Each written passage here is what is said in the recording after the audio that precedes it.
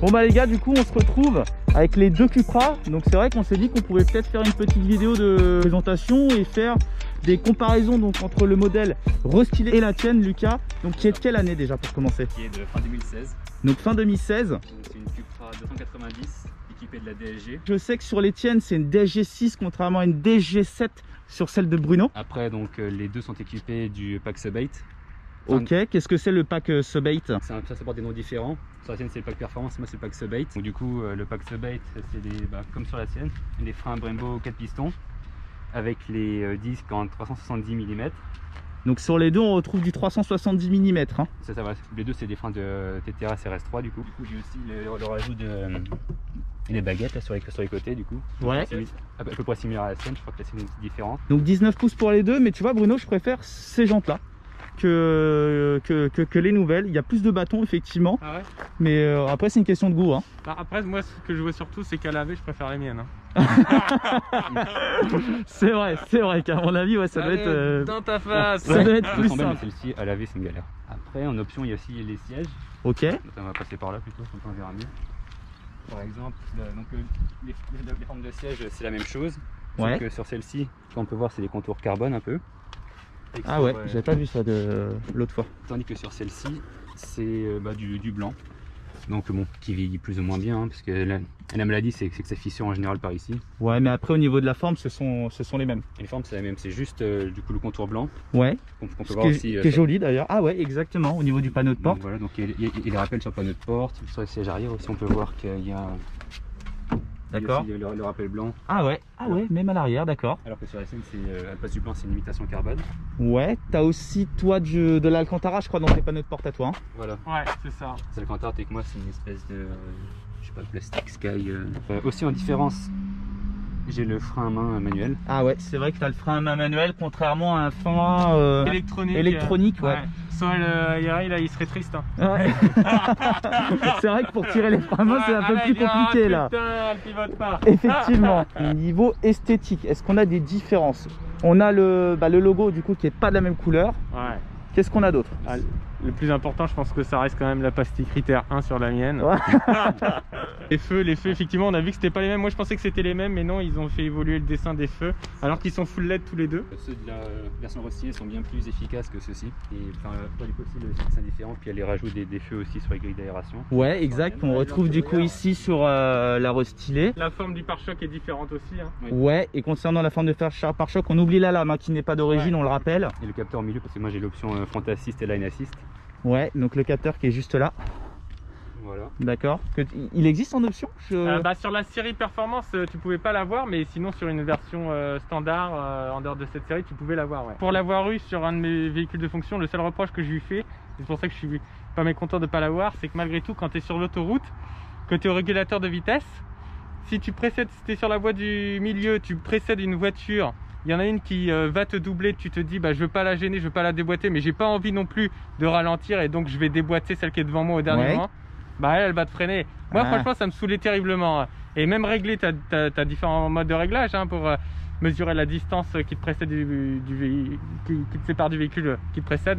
Mais même en le mettant au plus court, je sais pas ce que tu en penses, mais moi vraiment ça me perturbait. Moi je dirais que sur un long trajet, le défaut c'est que du coup si tu laisses le régulateur, comme il est adaptatif, tu roules, mais si le gars ralentit, tu t'en rends pas spécialement compte et tu te retrouveras à rouler à 110 alors qu'en fait tu vas rouler plus vite et tu fais pas attention en fait. Autre différence, le logo Cupra, chrome noir et rouge. On a perdu également cette partie rouge au niveau des freins, des étriers, donc, du coup qui sont bien plus discrets de couleur noire. Elle est tout aussi performante, j'en doute pas, mais c'est vrai que celle-là elle fait un petit peu plus typée piste. Elle fait plus agressive. Elle est plus agressive peut-être notamment avec le rappel des étriers rouges. Je pense que les deux sont en 4 pistons. Ouais. Après je pense que aussi c'est la couleur qui joue, parce qu'en blanc ça ressort pas mal, ça fait ressortir les lignes et tout. Avec le rouge et tout, fait que là peut-être qu'en gris ça donne cette impression plus discret. Ouais, plus discret effectivement. Important au niveau de l'intérieur, on a des réels compteurs dans celle de 2016 contre un compteur plutôt digital dans celle de... Je peux m'asseoir? Ouais, vas-y. De 2019. Hop. Donc ouais. Après, non, la taille de l'écran. Ouais.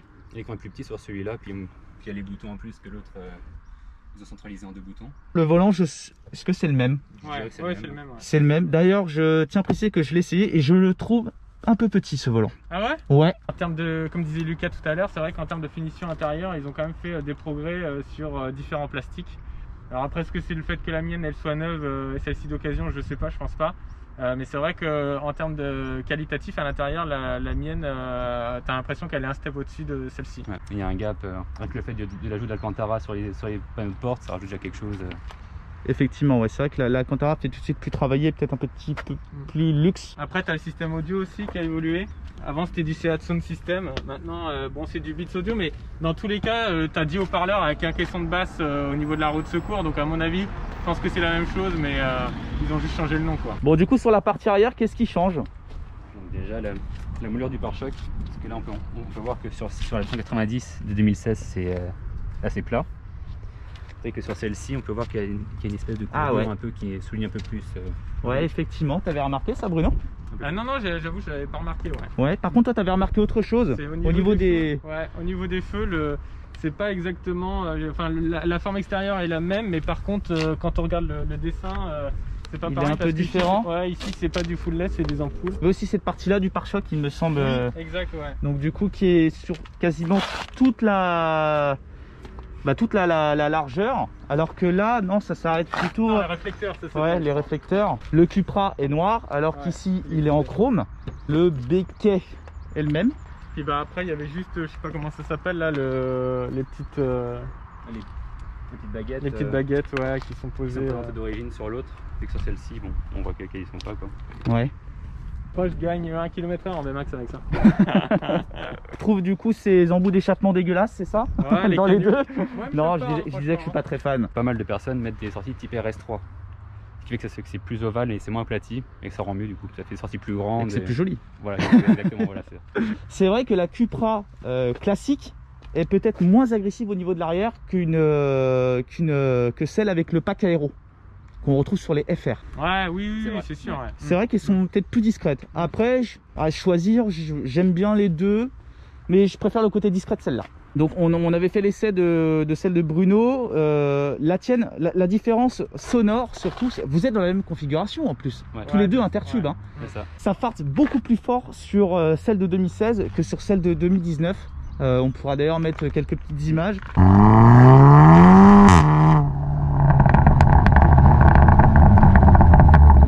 Je sais pas, le niveau extérieur, si la tienne Bruno fait du bruit, mais en tout cas celle de Lucas a un son qui porte beaucoup. Bah, quand on a échangé les volants, j'ai pu comparer, on n'entendait que celle de Lucas. Hein. Mais sinon elles sont quand même assez proches. Hein, le restylage, il n'y a pas eu énormément de modifications. Surtout sur le contenu technologique hein, qu'ils ont fait un effort. Ouais, qu'ils ont mis le paquet. Le compteur, etc. Et la boîte, l'air de rien, elle supporte parce qu'elle est assez décriée. Il y en a beaucoup qui disent que la DLG6 est mieux.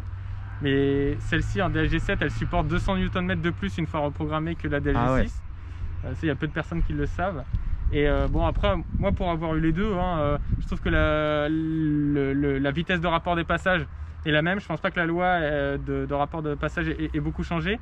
Et après, à l'usage, je trouve quand même que la DLG7 elle est un peu plus douce. Après, il me semble que la tienne a du couple en plus, il me semble. Parce que la mienne fait 351 normalement. Ouais, bah là, c'est annoncé à 380. Donc, ouais. Voilà. Vraiment très très belle en blanc. Hein. Il s'appelle comment ce blanc? Nevada. C'est blanc Nevada. Blanc Nevada. C'était pile poil cette configuration là que je recherchais, en blanc avec le pack Subate et les sièges baquets. Donc il faut savoir que celles qui sont en vente partent en général assez vite.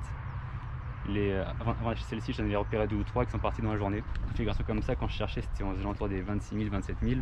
Et celle qui était à 23, 24, ça partait directement. Mais de toute façon, je pense que c'est un type de voiture qui est assez recherché. Pour donner un exemple de polyvalence, moi celle-ci appartenait à un couple avec des enfants.